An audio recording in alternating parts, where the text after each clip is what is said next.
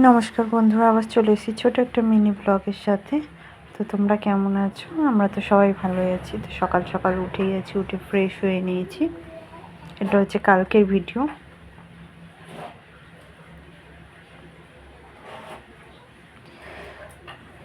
তারপরে ওই যে দেখো, ওদিকটা তরকারি বসিয়ে দিয়েছি, আর এদিকে আমি আটাটা মেখে নিচ্ছি, রুটি করব সেই কারণে।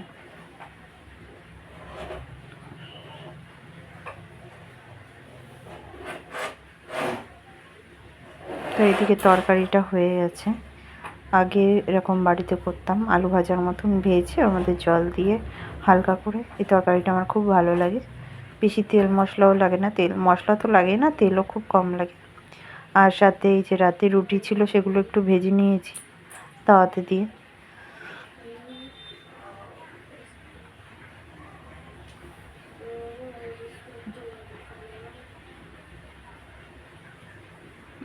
আর এদিকে রুটিও রেখেছি।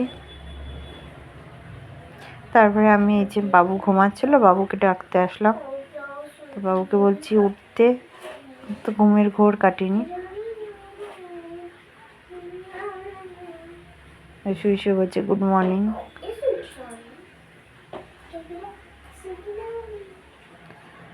তারপরে এইদিকে দেখো, লাউয়ের সেই খোসা রেখেছিলাম। অন্যদিন তো লাউয়ের খোসাগুলো করি, ভাজা টাজা করেই খাই। আর এবার লাউয়ের খোসাটা বাটা খাবো, সেই কারণে বেটে নিচ্ছি। রসুন দিয়ে, যেরকম রসুন, কাঁচা লঙ্কা, লাউয়ের খোসাটা ভালো করে ধুয়ে সেদ্ধ করে নিয়েছিলাম নুন দিয়ে। তারপরে এই যে শিলে বেটে ওখানে সর্ষের তেল দিয়ে একটুখানি কালো জিরে ফোড়ন দিয়ে ওটাকে একটু নেড়ে নেবো কড়াইতে।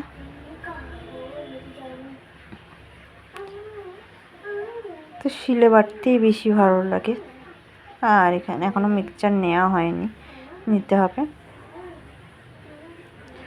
আর এদিকে রান্নাবান্না হয়ে গেছে। আজকে দুপুরে সবই সিম্পল মেনু। হচ্ছে আলু ভাজা করলাম অনেক দিন পর, আর ওখানে আছে বেগুন ভাজা, আর সাথে আছে হচ্ছে এই যে বাটাটা। এই দেখো, কড়াইতে নাড়ার পর এরকম হয়েছে।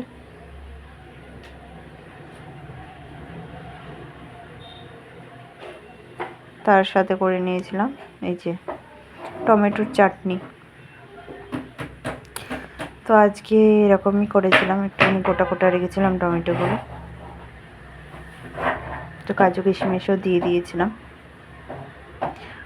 আর সাথে পরের ডিমটা খাওয়ার আগে ভেজে নিয়েছিলাম, তার জন্য সেটা দেখানো হয়নি। আর এদিকে এই যে গরম গরম ভাত, কোনো তরকারি করিনি, সব ভাজা ভুজা দিয়েই খাওয়া হয়েছে। তো এই ছিল সারাদিনের